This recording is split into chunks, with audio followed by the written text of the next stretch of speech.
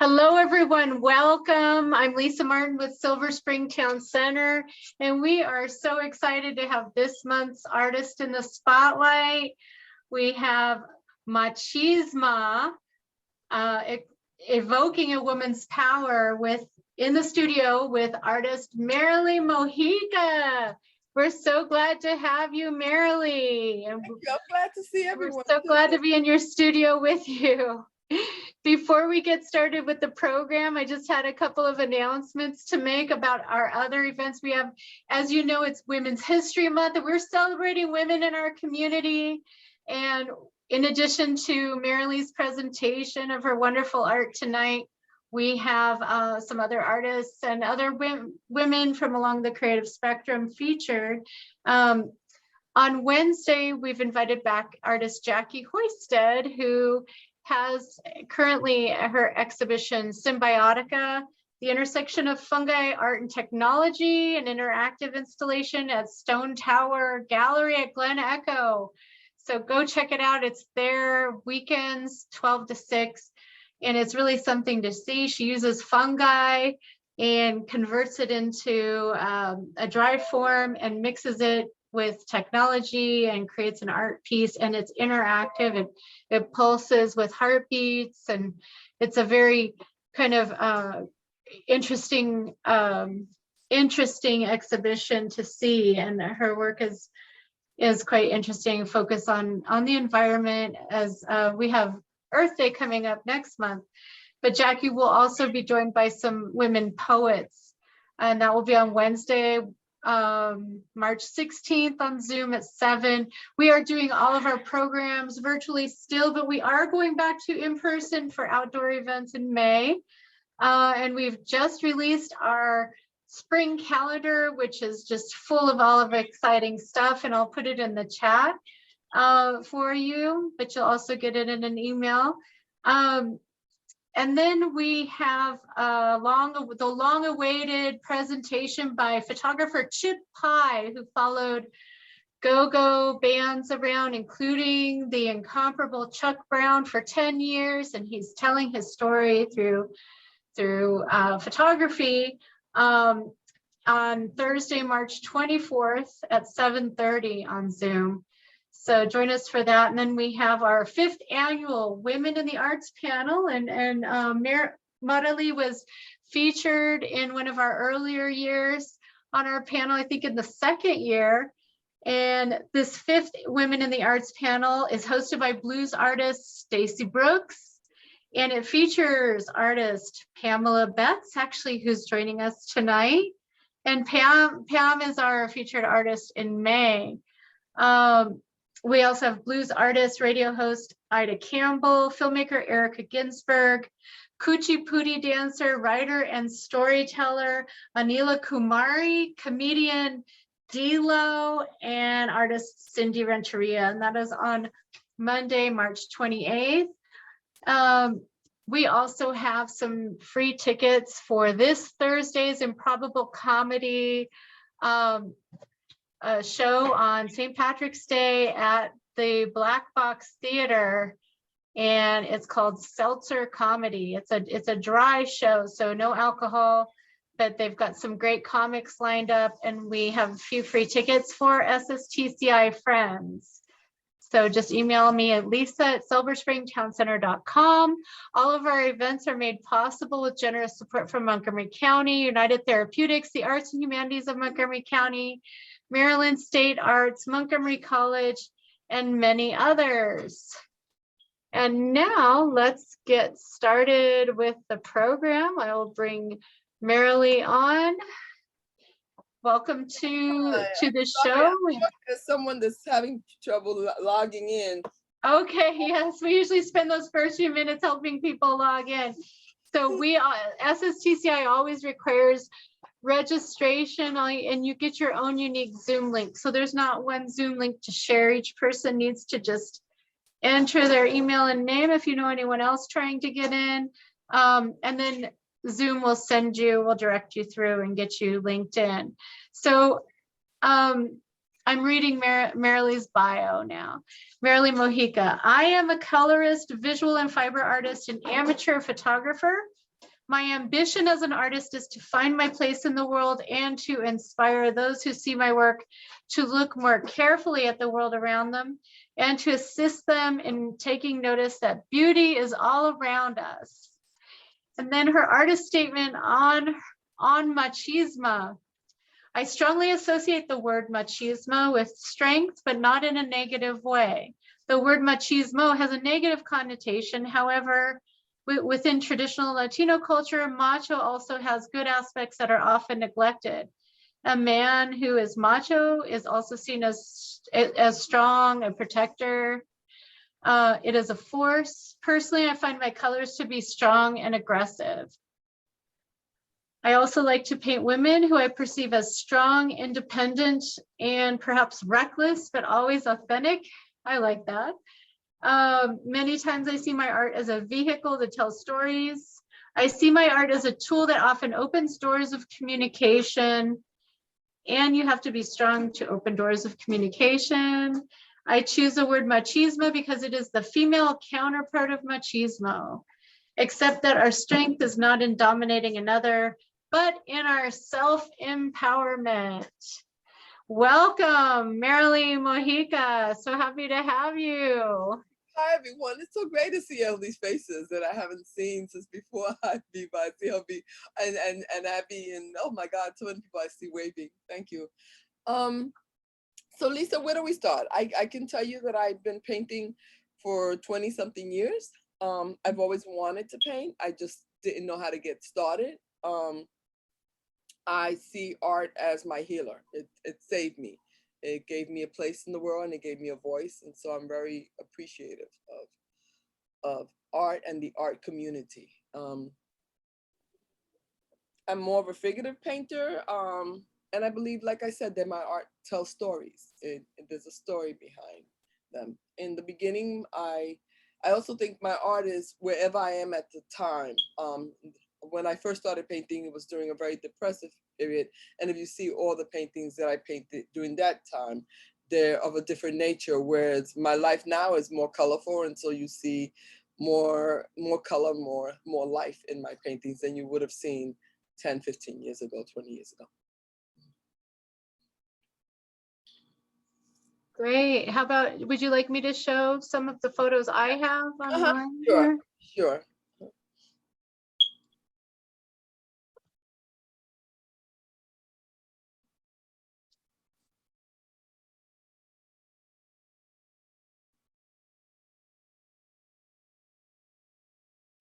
Okay, here we go. Okay, so. Now that is from the collage series. I did a series of Frida Kahlo collages. They were very popular actually for a while. And it's a mixture of paper, fabric, paint. It's collage mainly. And I have several and they're all of Frida Kahlo. And how many Fridas have you done, Marily? I've never counted them. Frida has been a big part of my life, of my journey. So I have Frida Kahlo dolls, Frida Kahlo sculptures that I've done, and the collages and the paintings. So she's been a part of my life for a while. So I can't even count how many times I've produced a Frida piece. Great. And are you taking questions and comments along the way? Did you want to do that? Absolutely. Okay. You know. Okay, yeah. So people are welcome to jump in with a comment or question. Yeah, I also want to say that a lot of my art start from doodles. I journal a lot, and so whenever a painting pops in my mind, I sort of go back to all those doodles and create what I had in mind. Sometimes it comes out exactly the way I had planned it, and other times it's something totally different. But at the end, I always like the result.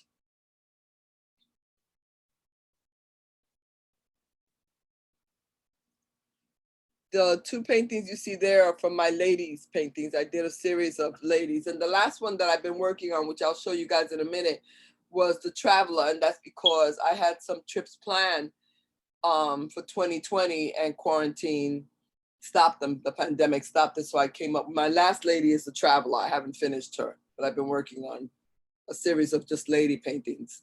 Yeah. That the tea time reminds me sort of Anne Marie Antoinette. Marie Yeah. Antoinette. Is Yeah. it inspired by her? That wasn't a thought of mine, but I've heard it before. I just wanted to do a series of women, and I am a tea lover. I'm a tea lover. So wherever I go, actually, I can't tell, but in the painting, the sort of the poster you see with the pancakes, that was when I was in Japan and I was drinking tea, and those were sort of the desserts that I had. But I'm just a tea lover. Iced tea, hot tea, any kind of tea. I just like it, and that was just the thought, tea time. But people have said that they see an association to Marie Antoinette. I think it's the white hair. And also like powder blue is kind of the theme from that Yeah, era also. yeah, I can see that. The one behind her is the Gitana. And sort of the same, that gypsy woman, but I think more so my mother used to read cards, and I come from where my family believed in Santeria, so all those potions and that kind of spiritual life was part of my upbringing. So that's where the Gitana sort of came up. Yeah, she looks more modern Yeah. by comparison, but yeah, they're really cool. Okay, and I like this too. Now, during the rioting and the whole Black Lives Matter movement became really strong, I started to think that sort of and as a Black woman and a mother of a Black son and and 2 grandsons, I definitely understand. But I started to think, a lot of things matter. Women matter, children matter. And so I did what I call my Matter series. This is part of that series. That painting there is part of that series.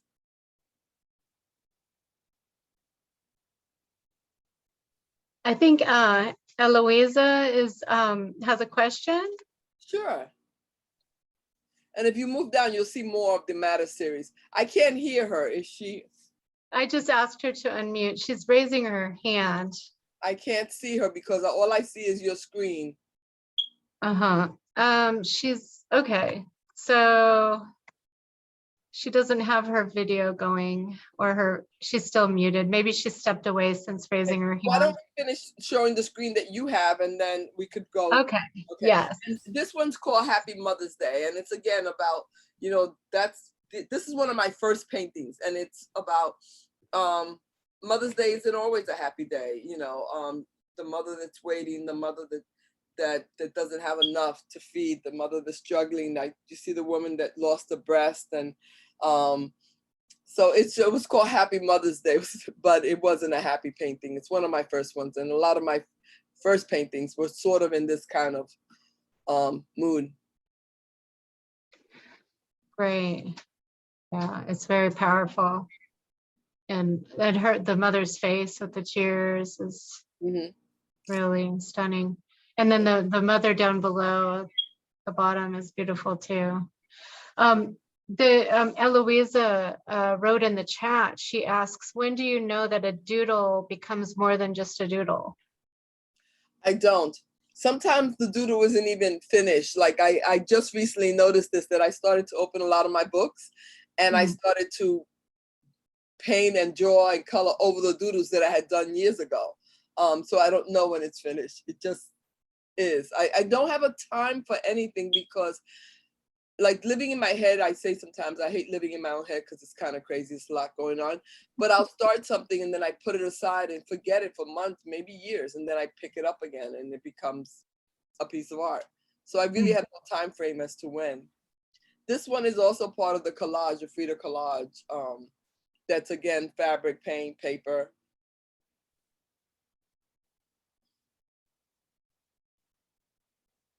This is one of my earlier ones, I Am Woman. It's one of my earlier paintings, and it was also about a women's series. A lot of figurative and mainly women. I've done male, but mainly women are my interest. Not necessarily women of color, just women. And this one's called I Am Woman, right? She's reading the book, I Am Woman. And that's the name of the painting as well. Any comments or questions? These two are also from the Matter series. Mm-hmm.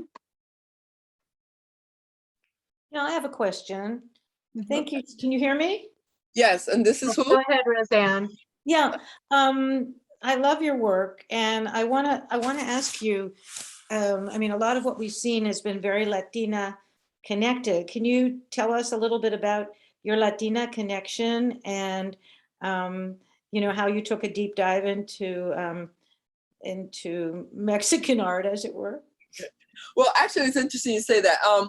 My parents are from Puerto Rico, and I'm what's referred to as a New Rican. But the only influence you'll see from that is Frida. And I felt a connection to Frida. I first found out about Frida in the 80s before she was very popular. And I'll make the story short, but a girlfriend of mine who was a dancer got hit by a car on the sidewalk and she wasn't able to dance anymore. She is now, actually, she's the one that was trying to come on and she couldn't. She now plays the piano, so she had that to fall back on. But when she finished reading Frida's book, she asked me to read it, and I felt connected to Frida's emotions. I hadn't lived the same life that she had, but I knew pain, and so I understood her, and she became something that I was interested in exploring creatively. The other thing is that when I was coming up, I was thin, and I would always wear long skirts to hide my legs. And that was one of the stories that Frida told, how she would, the long skirt really became about hiding her legs. So I just had an interest as I read her stories. But no, a lot of my work is about women in general, not necessarily Latina, because I identify in different ways. I'm Afro-Latina, so you know I don't have the straight long hair that would define me as that type of Latina. So no, it's just women, and Frida was just the topic. Thank you for your question, Roxanne.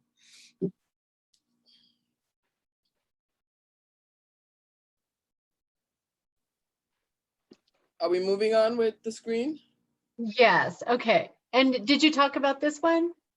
This is part of the Black Lives Matter. series. Yeah, this is part of the series. It's, you know, I don't know, part of the series.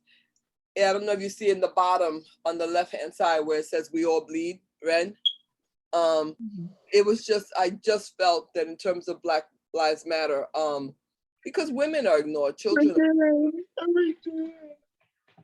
No, you're not muted, right? So go ahead. Sorry, Marily. Tell us again. You're saying women are ignored. We all matter. We all matter. And so that was my point when I started to come up with this series. I wanted to paint about women because women matter, children matter, and we all bleed red. So I understood the power behind Black Lives Matter as a Black woman, but you know, I also understood some of that of what I endured as a woman, not because I was Black, but because I was female. Right. Fernando, I see, has a question. I can't hear him. Hi, Fernando. Hi. Are you Fernando? No, I'm Marily's grandson. Hi, I see. Okay, great. Hi. Hi. What was your question?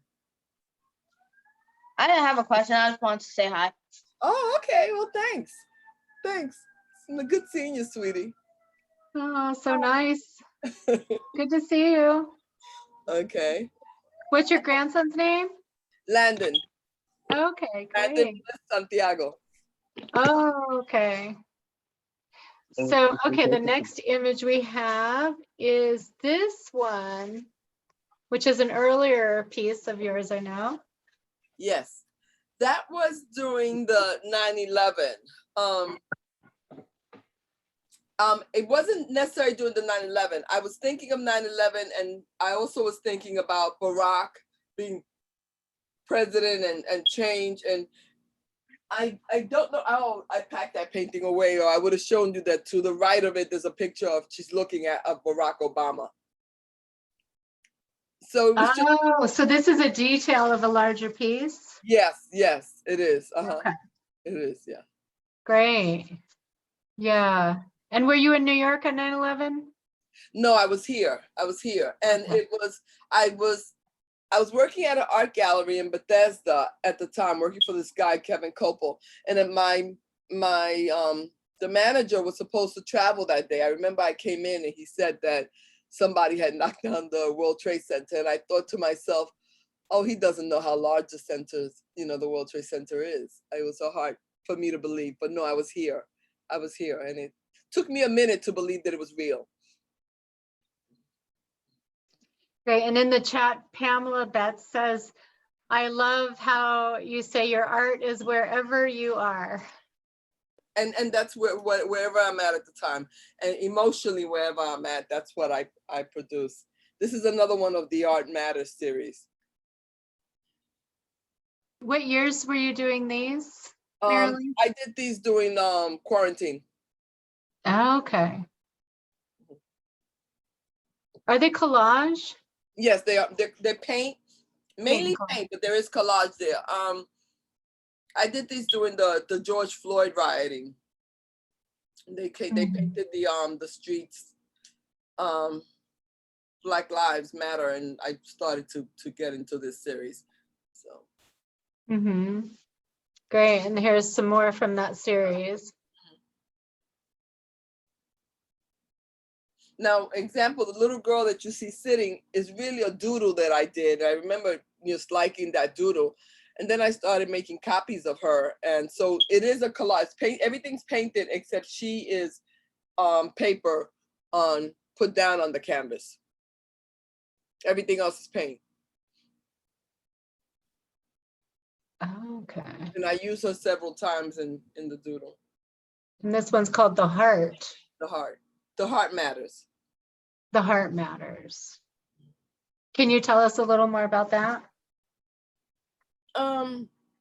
Again, just thinking about how everything matters. We were talking about people were angry, and we should have been focusing on trying to find peace with all of it. And so, emotions, feelings, everything mattered at the moment. I just didn't see it as one single group of people mattered or one gender mattered. I just saw that there were so many ways we could approach that.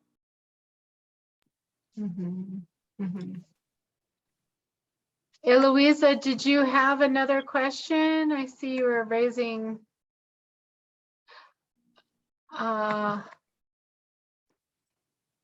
Maybe she's got. How about Pam? Did you have a question or comment? Yeah, I love that piece, and I wondered what inspired like the background and the symmetry of the birds.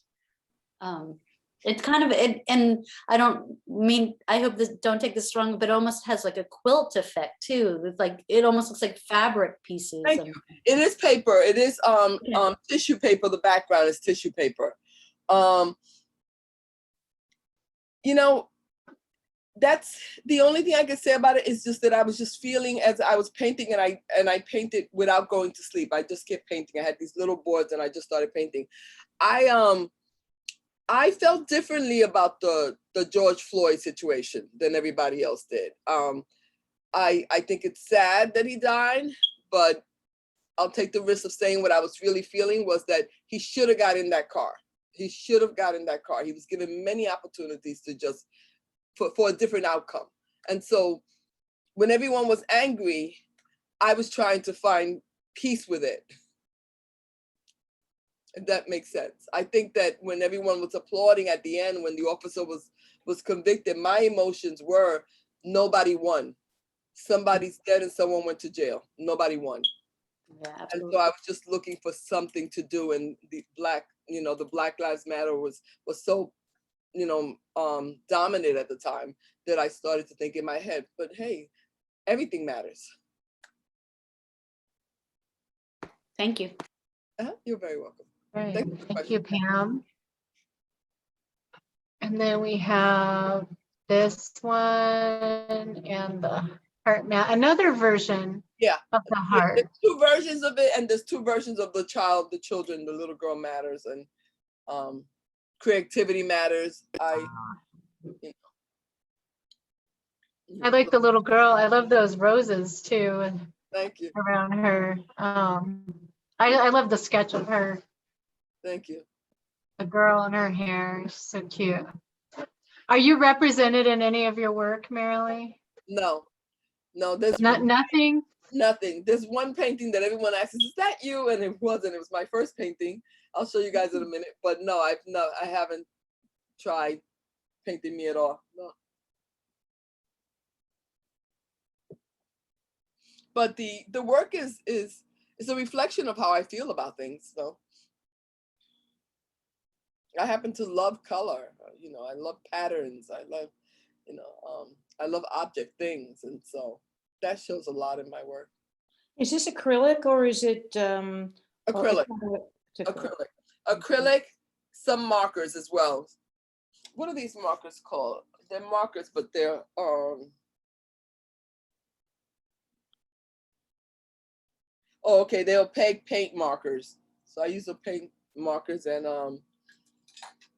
paint, acrylic paint, yeah, and tissue paper, and then pieces from my own journals.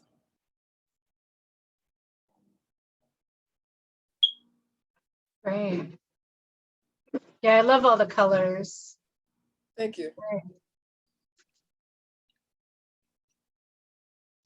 So I was going to show you guys my first painting so you could see how the direction that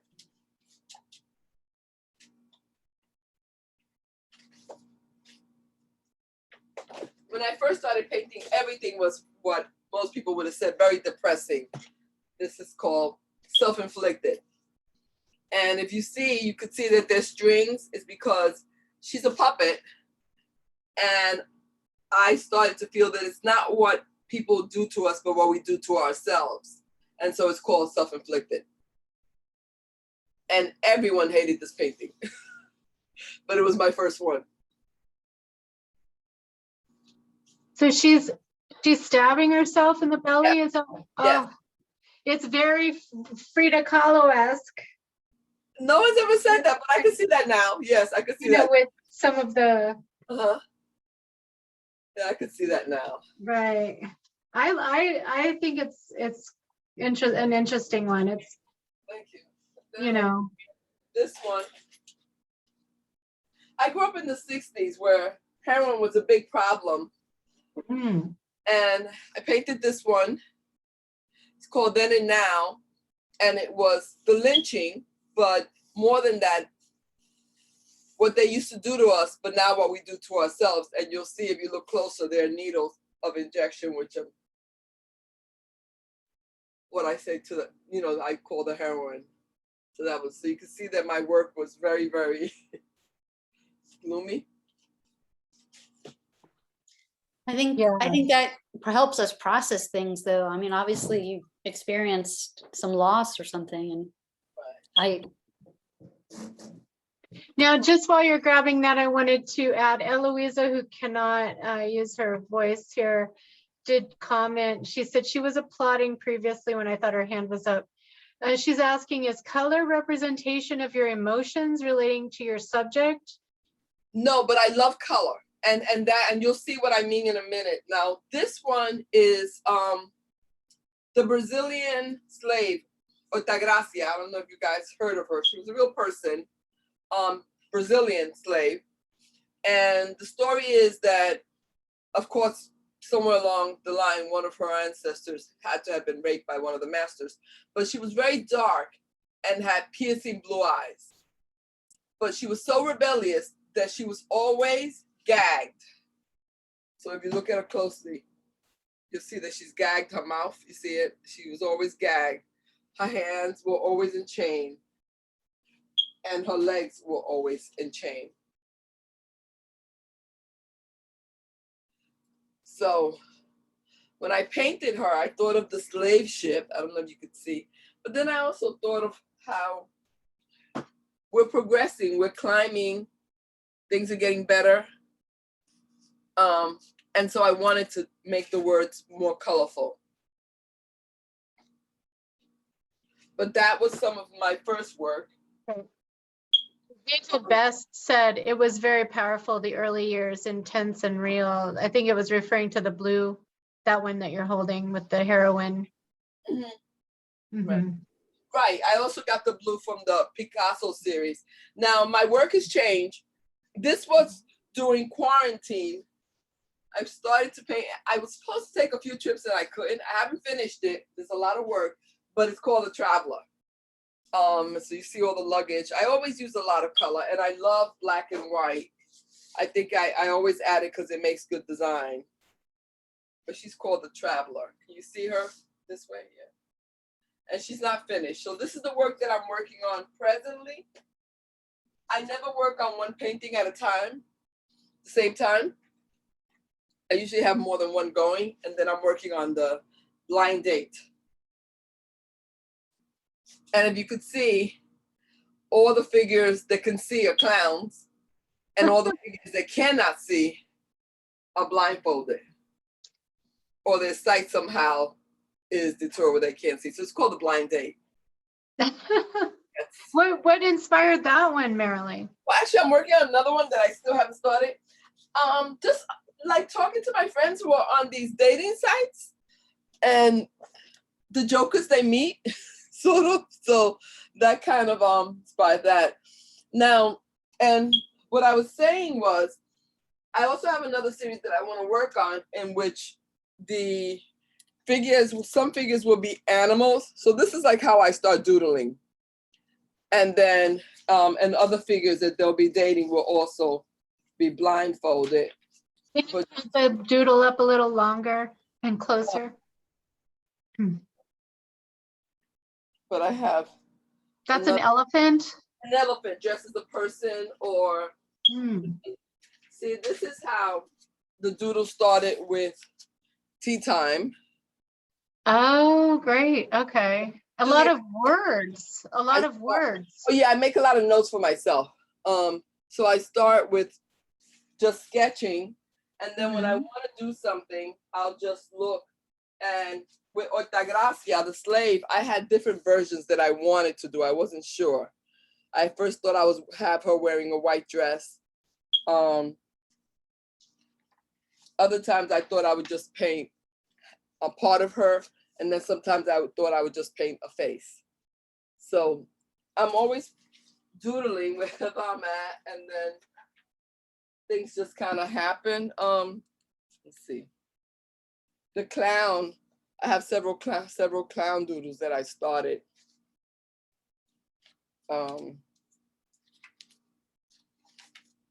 And the clowns represent kind of the creepy guys that we could potentially meet on. Right. whatever they are, yeah. But I don't know if you noticed that in the clown, there were also some women that were clowns. They were just Right, I did, because there are women clowns in the world. That's right. So now the latest work that I'm working on, this is what my work looks like now. And it's just an explosion of color. This piece I just sold. It's called The Ladies. Painted it 2 years ago, but it just sold. And you'll see that your Joy Kusama's there, Chanel, Amy Winehouse, Grace Jones, Josephine Baker. So that's my most recent.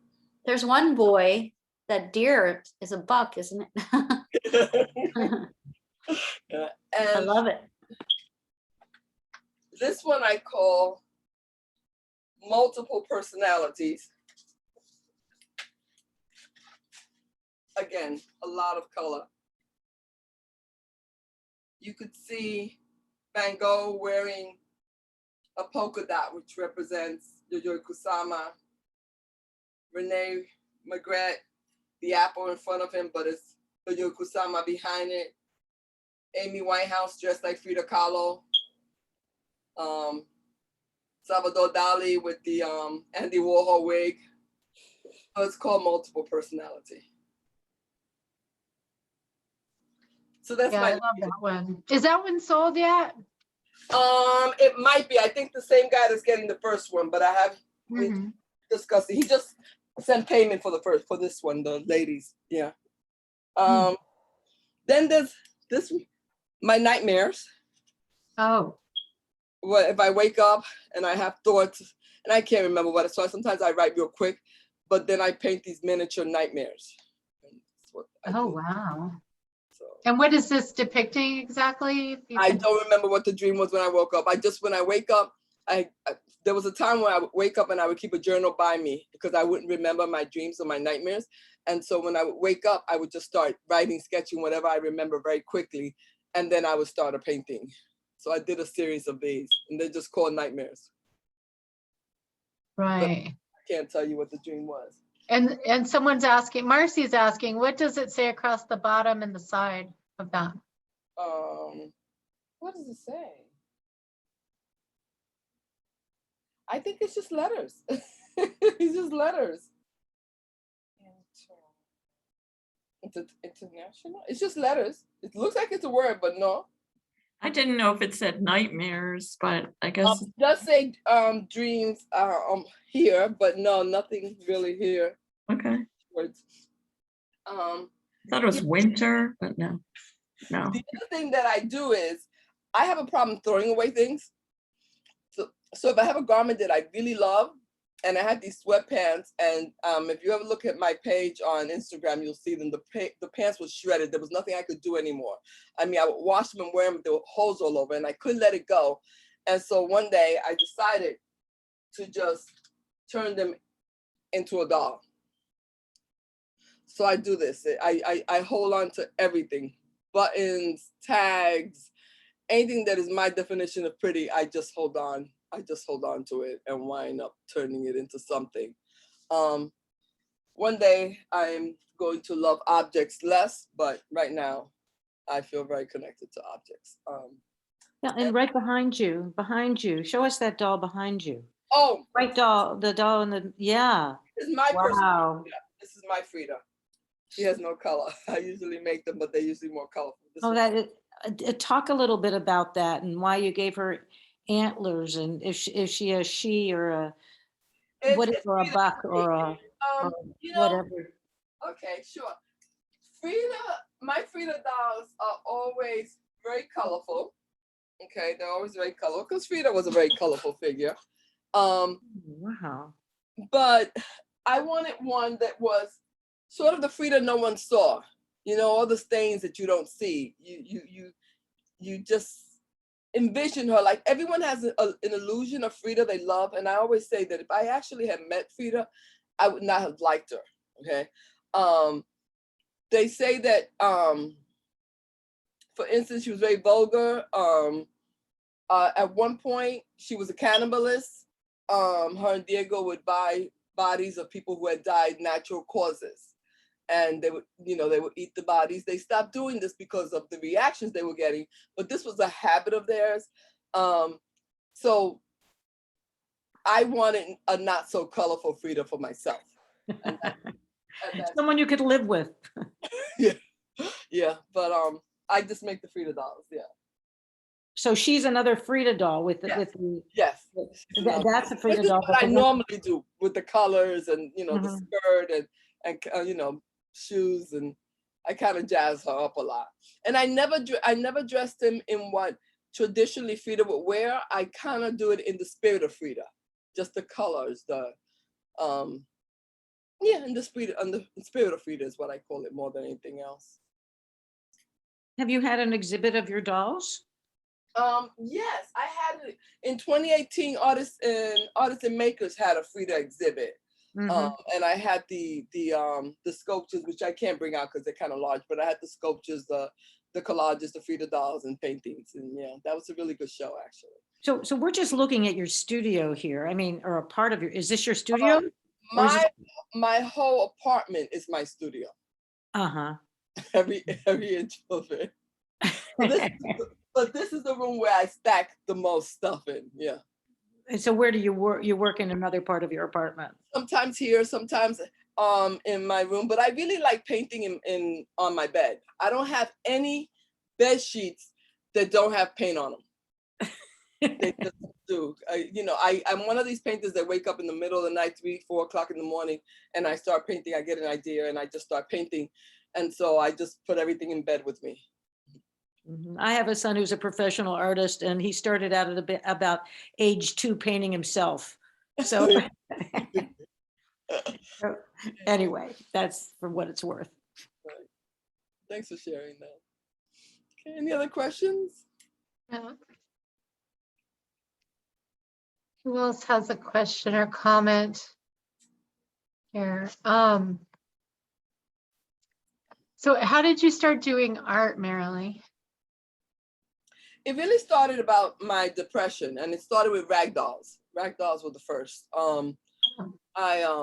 Before I left New York, I had purchased this one rag doll, and I started to just make some of my own after that. I've always liked dolls, though. I've always liked, whether they're plastic, sculpture, ceramic, I like dolls. I started making them, and then when I moved to Georgia, I had packed all the dolls that I had in New York, and then I started to make dolls. And then when I arrived here, I started to make dolls. And when I started to unpack everything, they were all so different.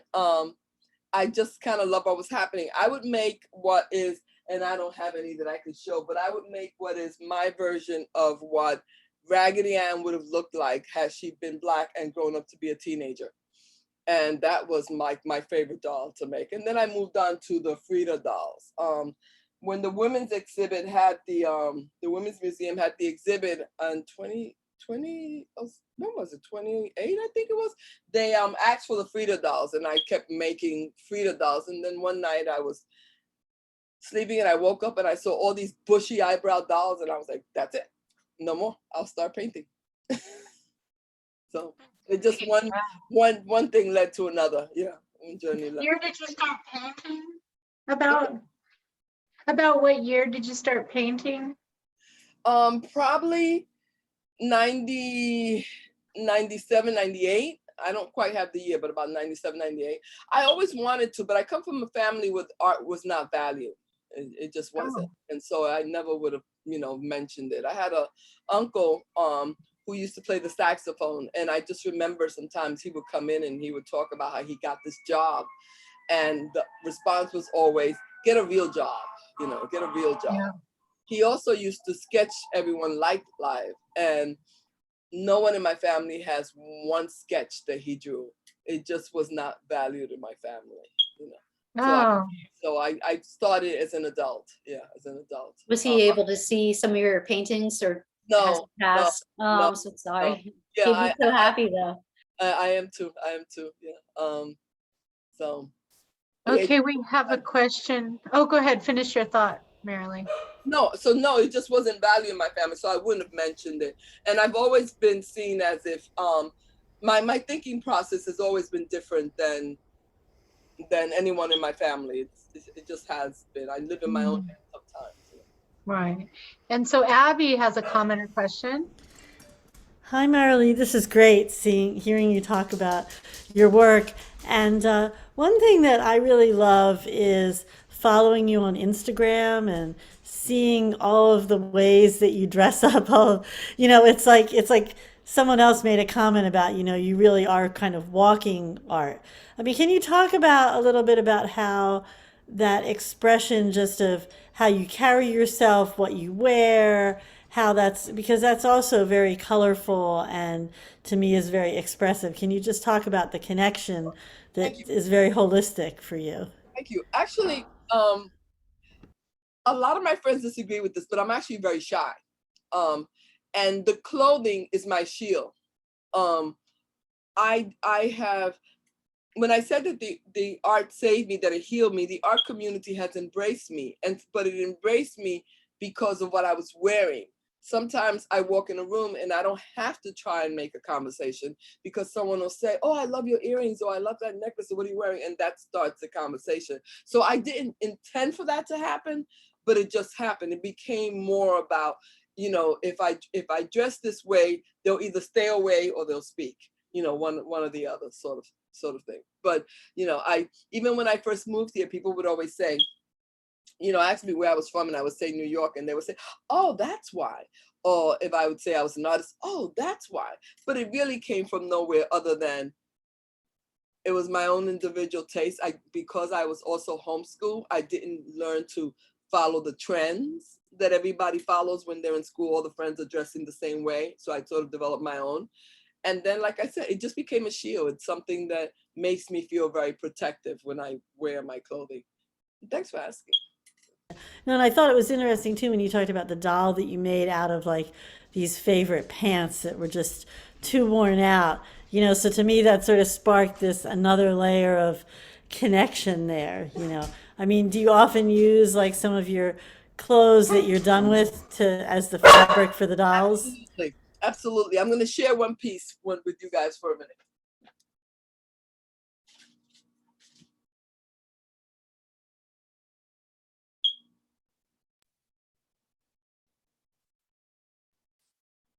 Her space is filling with even more art since we last chatted with Marilee about 2 years ago. She's really been producing a lot. And her pieces are so big too, so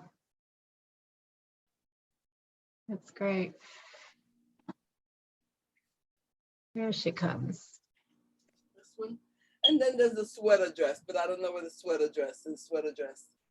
I don't know where that one is. Okay. Oh yeah, I remember this. I remember you talking about this. Yeah. Because I don't like to throw away stuff, I stained the skirt that I really liked. Okay. This was the skirt. So I used it on the sleeves. Okay. A friend of mine was throwing away these pieces and she gave them to me and I used them in the pocket. So they're the pocket. Creative. The shirt was a shirt that a male friend gave me. And then this was a skirt that I brought that just didn't fit me anymore. So yeah, I have a problem letting go of things and I just turn them into something. It's just, yeah. So you sew as well, Marilee? No. Okay. If you look at my work, you could tell that I don't know how to sew. I know how to play with a sewing machine, but I could never produce a garment scratched by pattern or, traditional. I couldn't do it. I couldn't do it. It's just basically, I play with the machine and I could wear it because no one's gonna look at the stitching or anything else. Great. You guys Have you thought of doing fashion design? No. While Marilee is away, I just want to share with you guys Yeah. that my daughter and I'm from Houston, Texas. And my daughter's was in college at the time. This was in summer of 19, and she won a contest where she got invited to DC, and there was a big event at the African American Museum, and she could take a +1. So she chose her mother, of course. And we were moving around at the museums, and we met Marilee. And she was so bright and colorful. And, we just felt connected to her. So she was just very nice and kind to us. We took pictures, we walked around the museum together, and then we just ended up exchanging information and we've kept in touch. And I like her. And I love seeing you on this. Okay. To show you what I mean about I can't let go of anything. My son liked a pair of socks that are called happy socks. And Yeah. these socks that he had, put all this back later. He had all these socks, and I said, don't throw them away, give them to me. And then I said, and give me Landon socks, my grandson, whatever socks didn't fit him anymore. I had this navy blue turtleneck that I loved, and I made the mistake of washing it, and it shrunk. And I love my turtlenecks. Mm-hmm. So this dress, which I call my sock dress, is made from that turtleneck and all of my son's socks and my grandson's socks. Oh, wow. You can see my grandson's tiny socks right here. If you could see it, Landon, these are your socks. So it's all socks. When my Frida socks got old, I used them as well. They're all socks. And sometimes I cut and sometimes I didn't. You could see the actual sock. Wow. So it's just me not being able to let go of stuff. That's all. Do you wear that dress? Absolutely. Where did you last wear that dress? I wore it a few weeks ago to a live music event. It's fantastic. Yeah, thank you. And for Not some many reason, people could wear that, but you can. You definitely can.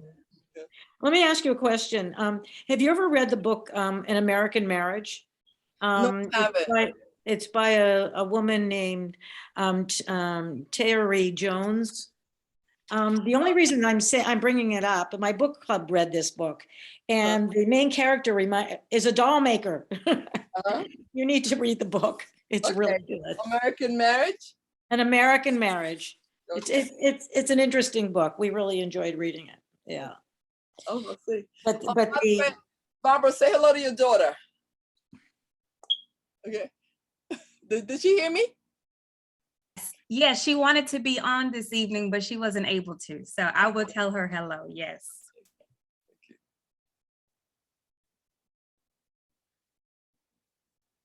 Any other questions? So your sculpture heart, like what other kind of sculpture you were saying was too big? Was that also soft fabric or was it, is it No, clay? wood. They're wood. They're carvings. Wood. Wow. Assemblage You piece. definitely are multi-dimensional with your materials. Oh, something's wrong with me sometimes. Yeah. I love your dresses. Can you show us some more? The other ones? I would have to look through the boxes. No, there's not. But I'm working on another sweater dress, and I have to ask my son to try and buy some brown socks because he buys everything color, and I need a brown coloration to kind of put that together. But yeah, thank you. The other thing is I sometimes make my own jewelry, whatever. Like sometimes someone gives me something and I can't get rid of it because I love it because they gave it to me, so I turn it into a piece of jewelry. I love objects. That's one of my biggest problems. I love objects. I don't know how to get rid of them. One of my therapists said to me, do you realize that it's easier for you to get rid of people, meaning a relationship, than it is to get rid of your objects? Yes. Yes. I love my objects. I'm very grateful, like I said, to painting. It introduced me to a lot of people. I feel like I can live anywhere in the world now because wherever I go, all I have to do is look for an art community, and I'll be at home. I didn't know that before. I know that now. I have that feeling that wherever I go, if I find that art community and the music community, because music makes me really happy. So if I find those two things, I think that I'll be okay wherever I go. And I didn't always know that. Right. Seems to be a universal truth that creative communities tend to be welcoming and tolerant, inclusive, and supportive. Yeah. So Zenaida had a comment in the chat about your fashion. Oh, what was Zenaida? Zenaida. Zenaida, yeah. Isn't that a pretty name? Zenaida. Zenaida. Hi. I just wanted to say she looked fabulous in the sock outfit. Oh, okay. Great. I was shocked. It's fabulous. It was beautiful. Thank you. Thank you. Yeah, there's there's a movement in kind of not buying any more things and just reinventing things, what you have, or trading, recycling, upcycling, or yeah. I agree with it. I've been asking all my girlfriends for all of their old bras. I still don't know what I'm going to do with them, but I'm collecting old bras. And I thought everybody, I don't know why, was going to give me white bras. That's what I was thinking, and it would have been, but I've been getting all kind of colorful bras. And so that's been interesting because I don't know what I'm going to do with that one yet, but I've been collecting bras and white shirts. I asked for a lot of my male friends to give me their white shirts, their old white shirts. That piece I can show you. Wow, I made a mess here. Oh, wow. You got a lot of clothing items too. Wow. I thought it was just a couple things, but it's like a whole new wardrobe. And there's the whole other wooden sculpture part. Yeah, right.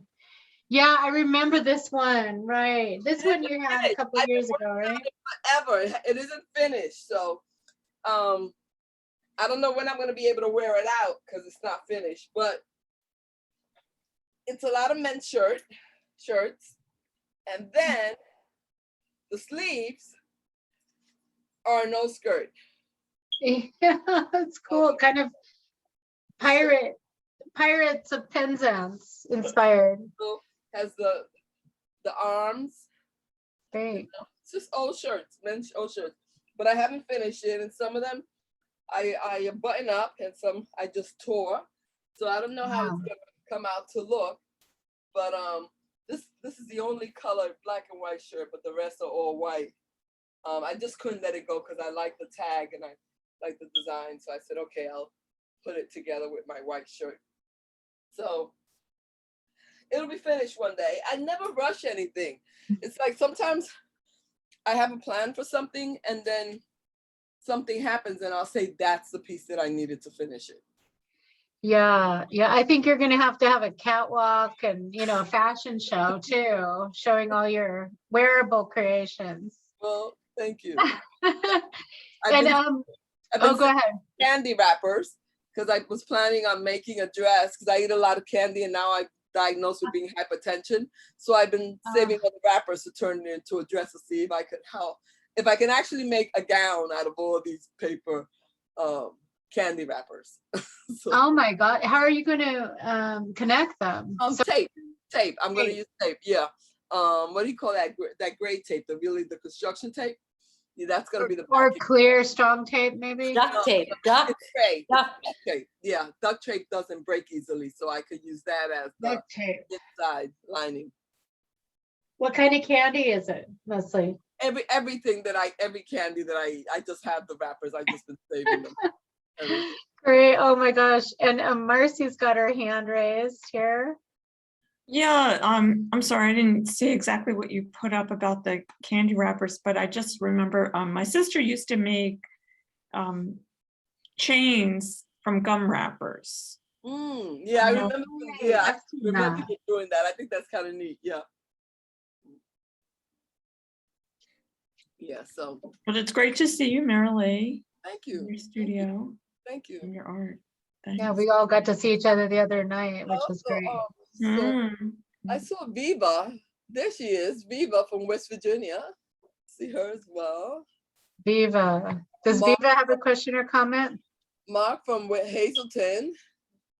Viva, did you have a question or comment? Just wanted to wave hello. Karen is there. I would have almost embarrassed Karen by showing some of her bras, but I won't. The bras she gave me. But Viva, nice to see you. And we have one man in the audience. Hi, how are you, Jonathan? Our board member, okay. Jonathan Gunn. No, you also have Wayne Breton. Wayne Breton is on, and he is the owner of the painting I showed you that just sold. Yeah. Oh, okay, great. Oh, yeah, I see. Okay, his video wasn't on. How are you enjoying the show, Jonathan? Oh, it's amazing. I love here. I don't consider myself very with a large artistic background, but I love just kind of soaking in and hearing from artists and their inspiration and things like that. So I've thoroughly enjoyed myself, and thank you so much for being. I like the pieces you have in the background. I see them. Oh, nice. I like those. Yeah. Thank you. Hi, Wayne. Thanks for coming. And Wayne, I think, has a question or comment. Is he on? He's on mute. I'm just very excited to finally own a piece of Marilee's work. I've known Marilee for quite a few years, and I remember the first day. I used to be her boss, by the way, so I have to. A very nice boss and very tolerant, Yes, no, he really was. The minute Marilee walked in, I thought, my God, who is this creature? She's amazing. She had this amazing aura around her. And I just wanted, I didn't care whether she could do what we needed her to do or not. I just wanted her to be part of my life. And I've known her now many, many years. I've watched her grow. I'm so excited to see her art. And I just love you, Marilee. So it's an honor to be included in this and to see your studio. And I can't wait to get my paintings. Thank you. Good seeing you. And which ones did you purchase, Wayne? He purchased the ladies. The ladies. Yeah, I love that. Great. And And probably the other two, I think. The multiple Oh, why not? She needs more space in her studio to make more art. And I need more wall space in my home. So that's Well, that's great. You're supporting local artists and friends. And I have to say this, Wayne was a wonderful boss. He was managing a studio at the design center. And I actually walked in to volunteer because I didn't know what I wanted to do. And after being there 2 weeks, he said that he was going to hire me. And he was very tolerant because it was a really, you see how dark my paintings were. So you could imagine where I was at the time that he hired me. And he was very, very tolerant. And I love him for it. I love him for it. we've all gone through evolution. So I just knew that what was inside of you would finally come out one day. And it has. I mean, I can't help that smile. It just brightens up any room. So I'm just so proud of you, Marily. Thank you. Thank you, Wayne. Right. Marily is so well loved by so many people. I tell you. You're like a legendary person in DC, really, Marily. Wow. You know, you are. I mean, everyone knows you and loves you. And someone was asking in the chat earlier, what brought you to DC? I was actually in I'm originally from New York, Brooklyn, New York, and I was living in Smyrna, Georgia. And my son did not like living in Georgia. I loved living in Georgia. I wish we had stayed a little longer, but this was the middle ground. I didn't want to go back to New York. And this was the in-between place that we could choose, that I could say, okay, this I'll negotiate. And he would always say, you know, when I turn 18, I'm going back home. When I turn 18, I'm going back home. And he sure did. He likes the North. He's a Northerner. But I stayed. Although lately, I've been doing what I call manifestation. I've been packing. I don't know where I'm going to go or if I'm going to stay in DC, but I know this. When I finish packing, I will choose a place. I won't unpack. So You won't unpack? I will not unpack. I'll continue packing and I won't unpack until I find where I'm going. I see. So you're thinking of relocating? Maybe, maybe not. Maybe it'll be somewhere here. Maybe, but I know that I could envision that I want larger space. That I need a certain amount of space. So I'll see where that journey takes me next. So, but you could still stay in the DMV. Yeah, I could. Oh, okay. Then that's okay. I could. I just haven't decided yet. I really haven't. I just said I'll start packing. I've done my living room, part of my kitchen, and then I'll do my bedroom and this room last, and then I'll decide, you know, where's it. Well, we have a vision boarding event on April 11th, I believe, online, and so come to that and vision a huge new place, and including a new studio. And Senada come for that to that as well. She's talking about an vision board. Yeah. Okay, you'll have to share. We'll add everyone to the mailing list. I was going to ask you if you would, as also a friend of yours, I know you had a particularly tough time during COVID and not being able to be with people. Can you maybe talk a little about that and how it impacted your work? Oh, wow.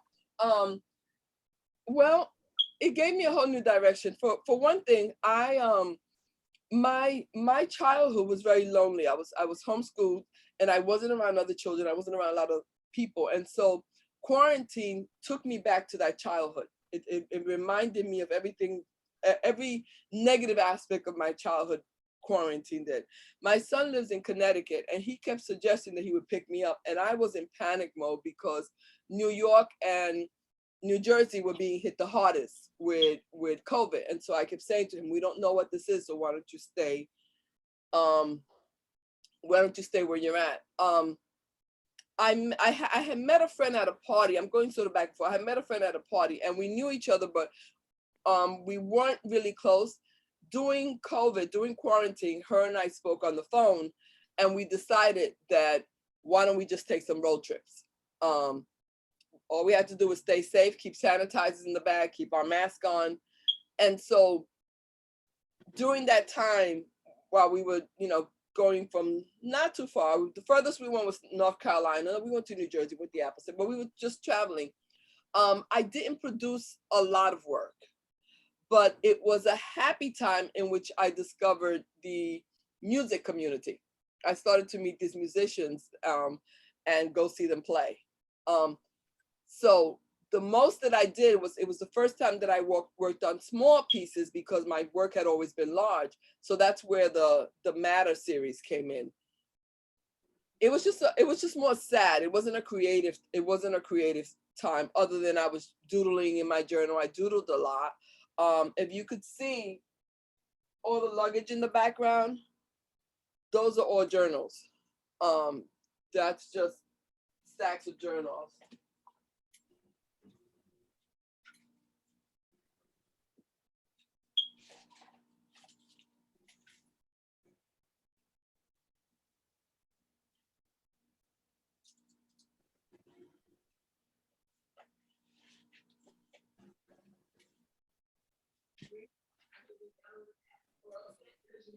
The brightly colored suitcases make beautiful shelves for journals.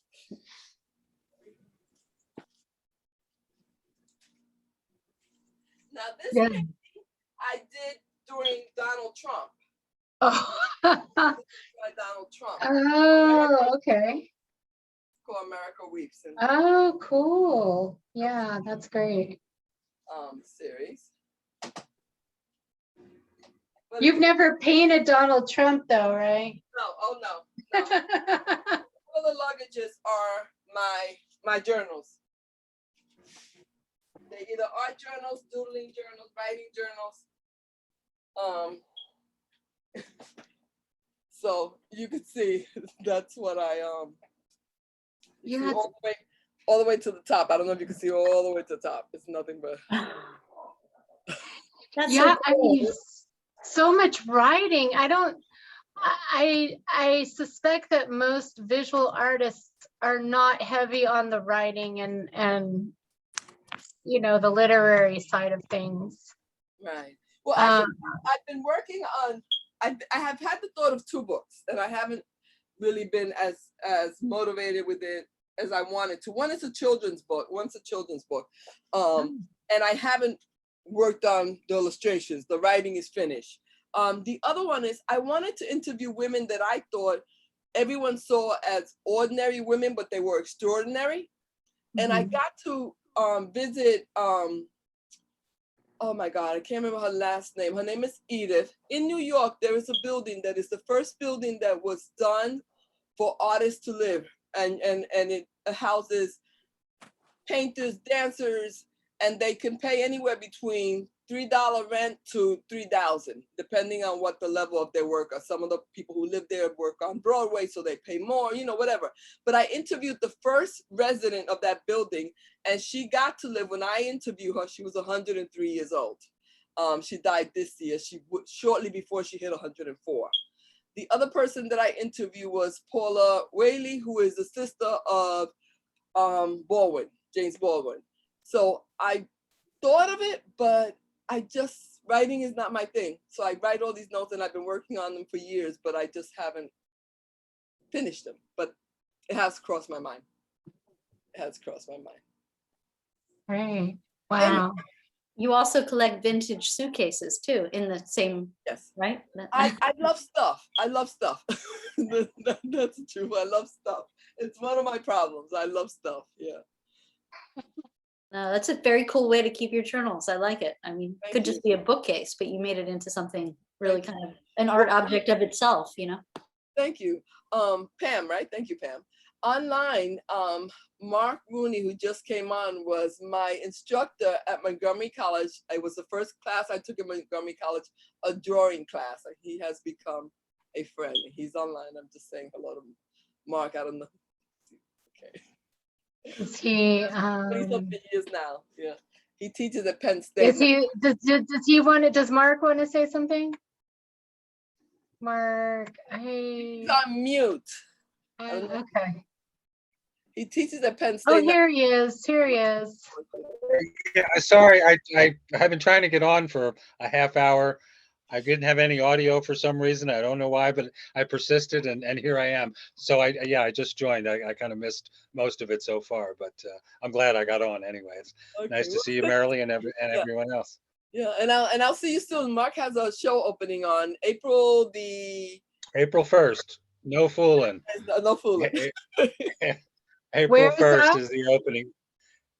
It's at the Hazleton Art League, right here in Hazleton, where I live. It's a retrospective exhibit. It's up April 1st through April 24th. And Marily, I hope you can make it, and anyone else who wants to come, please. I'm only about 2.5 to 3 hours from DC. So. Okay, I was wondering where Hazleton was. I thought, oh gosh, there's a neighborhood I don't know about. Well, Lisa, I call it the foot of the Poconos. Do you know where Wilkes-Barre is by any chance? Oh, well, I do know places in the Poconos. I've been to a conference at the. I call it the foot of the Poconos. It's not right in the Poconos, but it's yeah, it's right off 81, about 3 hours. A good from friend's DC. mom lives in Milltown, and I've stayed there. Okay, Is yeah, it that sounds Milltown? Is familiar. that the name of it? That sounds familiar, but I'm not sure. Really quaint town. Yeah. That might be West Stroudsburg, I'm thinking, but I'm not sure. So you're a painter also? I'm a painter. There's one of my paintings behind me there. Yeah, I've been painting for 50 years. Hard to believe, but that's my retrospective. Goes back to 1975 up until the present. I haven't stopped, and I taught Marily at Montgomery College in Tacoma Park. I taught there for 19 years. I lived in DC for 25 years, and then came up here for reasons I won't go too numerous to go into right now. But I'm sort of a DC person for 25 years or so. And Marily was my student. I don't remember how many years ago, maybe 15 years ago or so. We became best friends ever since then. So. Yeah. Lisa, Mark was teaching a drawing class, but he did something. Someone asked earlier, how did I get started? He was teaching a drawing class, and he gave an assignment that he wanted for us to produce a piece of work that didn't take any art supplies to produce. You had to do something that included no art supplies. And so that was the beginning of my doing the rag dolls, because I didn't know what to do, because it was a drawing class, but it was no art supplies. So yeah, Mark had something to do with that beginning. Interesting. I'm so glad to hear that, Marily. That's great. That's nice. Yeah. And having been Marily's early teacher in art, how would you say her work has transformed over the last couple of decades?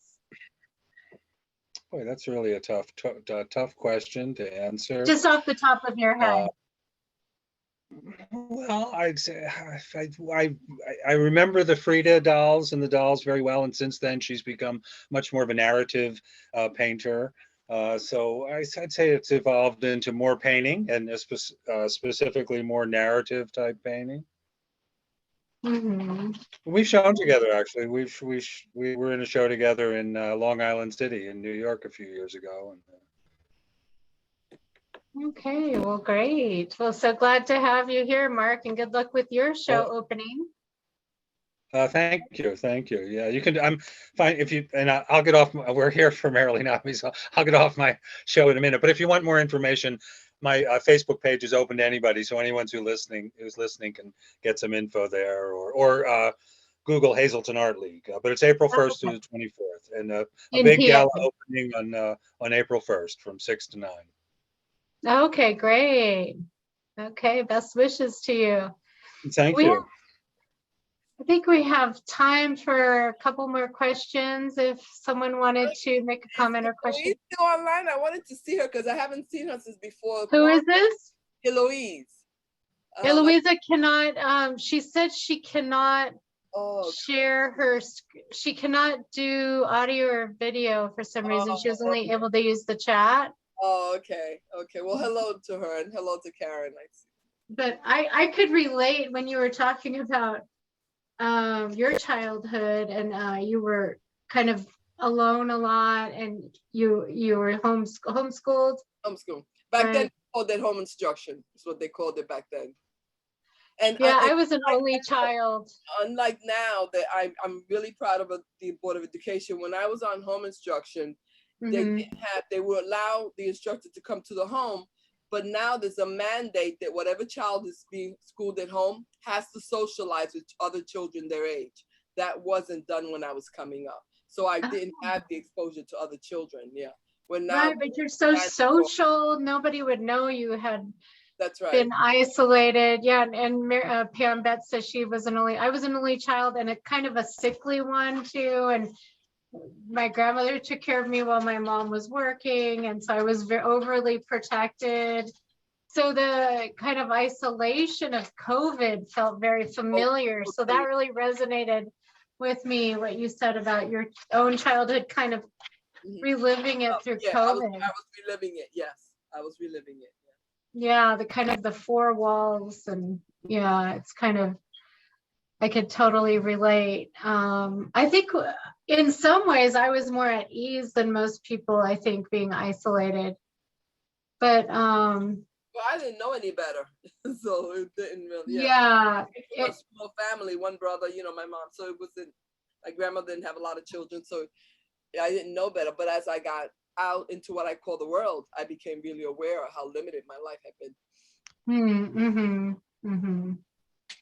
Well, it's been really fascinating, Marily. It's been such a great time. Always great to connect with you and see your wonderful work and the next things you have up your sleeve. See what they are. We'll see so what to they speak. But well, thank you so much for sharing everything. And if someone would like video of this, we have a recording of this that we can make available. I'll send the link to Marily, and you're welcome to email me as well. Nice meeting everyone too. People I haven't met. Pam, nice meeting you. Nice to meet you. Yes, Pam's our featured artist in May. Oh, I'll make sure to watch her. There's a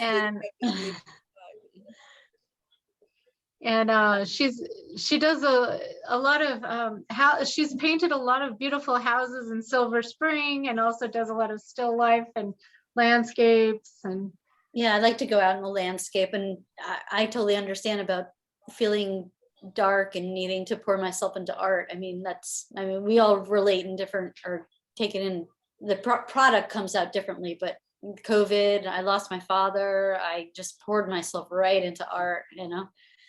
So I love to go outside in the woods and just get lost in the woods, and that's how I trudge my paints along, you know. Right, and your program, your spotlight program, will be Wednesday, May 25th on Zoom at 7. Okay. So, okay, well, we'll be getting more details out about that. And Cindy Renteria is on right now. She's going to be teaching a how to paint a starry night workshop on April 7th. So all of our events are free and everyone is very welcome to join us. And Pam is also asking, Marily, are you planning to show your work anywhere soon? Yes, I have an exhibit. Well, it's not just my work. At the Ice House in West Virginia, it's a Latin exhibition. It's a group of Latin artists. I think it's 12 Latin artists, and I'm participating in that show. Berkeley Springs, West Virginia, at the Ice House. Yes. When is that? That's April the 8th. We'll go to that. Yeah. We'll be there. Are you going to be there that day? Yeah. Oh, definitely. Yeah. I have a lot of friends there I like to say hello to. So. Yeah, it's one of our favorite places to go regionally. Berkeley Springs. Yeah, well, this has been so much fun. It's always great to connect with you. And thanks for having me. And I love seeing Barbara again. That was really fabulous. Yes. Thank you to everyone for joining us for Marily Mojica in the studio with Marily Mojica. And we look forward to having you join us again soon.